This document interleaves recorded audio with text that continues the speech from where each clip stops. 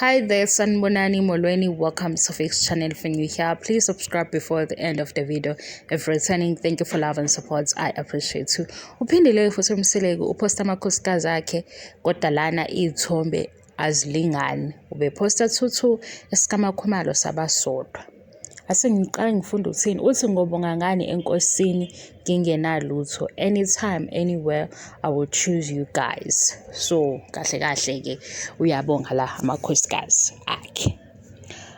Abalandeli bale show bathi aku unfair ukuthi ziwu-22 esamakhumalo sisodwa. Kanti labalandeli bale show kahle ezinye izinto niyashesha ukukhohlwa senginikhumbuza. Mangwabe sike sangambona saze sakholelwa ukuthi ngempela uMangwabe upheke izikhwama zakhe wahamba njengoba wayesho nje ukuthi mina makuza number 5 ngiyohamba.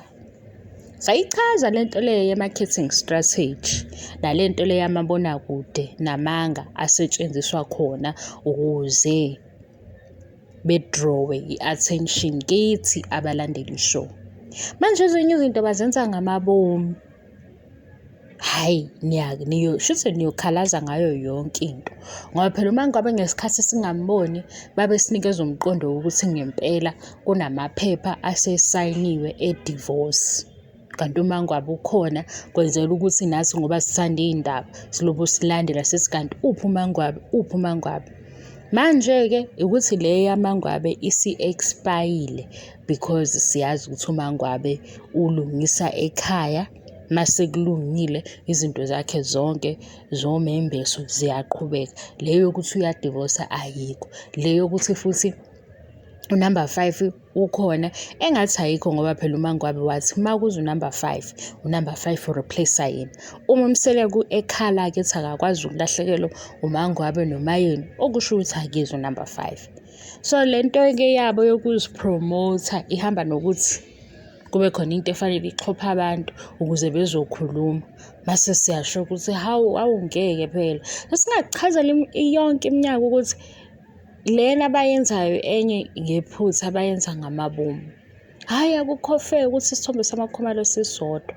Ade sibuka uMakhumalo yedwa sesingasababoni uMayeni. Sabe sethi shuthi-ke laba abanye wenza ngabe ibhizinisi uMakhumalo wenza ngayo ibhizinisi why amakhosikazi engasaphelele wabuya uMseleku waze wafaka onke. Yonke le midlalo le abayidlala ku-social media imidlalo le esaphotha leli bhizinisi okuwuthando nesithembu. Kodwa uma ungayi-understand-ki alikho iphutha. Iphutha loba ukuthi ubhala izinto ezingasafanele. Iphutha lenzeka lapho. Mase ubhala usugamanxa ila sekunephutha khona.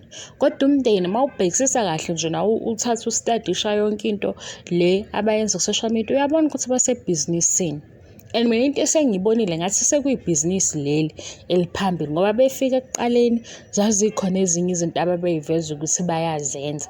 Kodwa manje sebenale angazi ibizwa ngani lento bafuna ukuthi nje behlezi sazi ukuthi bakhona kaMseleku ukhona umndeni wakaMseleku. Sekunalokhu ukuthi siyayidinga imali siyawadinga amathuba la ku-entertainment industry.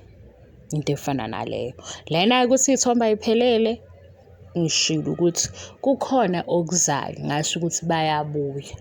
Mase bebuya futhi sebebuya ngizontshela ukuthi iyiphi episode ezobe yokugcina. Aninginikezanga imali yami kade ngitshelile ukuthi useason 7 uzogcina ngomembeso kaMakhumalo.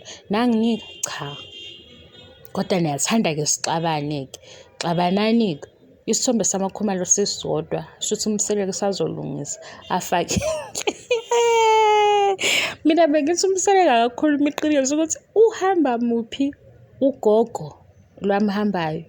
Inyanga wesangoma basanganisile abantu abanye babuye babe confused ubona ukuthi ngempela ngathi baya understand ukuthi kwenzakalani eMzumbe. Ubona ukuthi hayibona esephenduka umakhelwane wakhona. Abanye besho ukuthi hayibo yazi ubani powerful bayabuya neshow. Mase babuya neshow sebezosikhohlisa la singabe sisazi ukuthi ubani number 2 ubani number 3 ubani number 4 ngoba phela manje bashiye bethi uMakhumalo wafika aqala eMzumbe.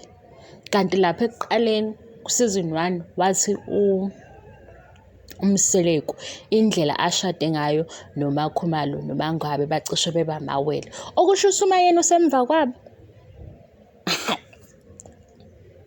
Wathi phela beze bebe abangani ngoba balandelana eduze. Shouthi uMakhumalo noMangwabe bahlale kuqala eMzumbe kunoMayeni.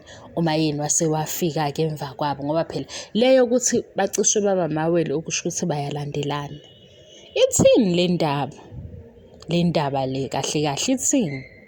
Hhayi, asikho lapho, bengikuchazela ukuthi ayibhalansi-ke iy'thombe ngoba bafuna ukuthi sikhulume njengoba sesikhuluma nami sengiyilethe ngapha ku-YouTube. Okunye ngiyabonga kakhulu i-support, angiqedi, ngiyabonga, bye bye.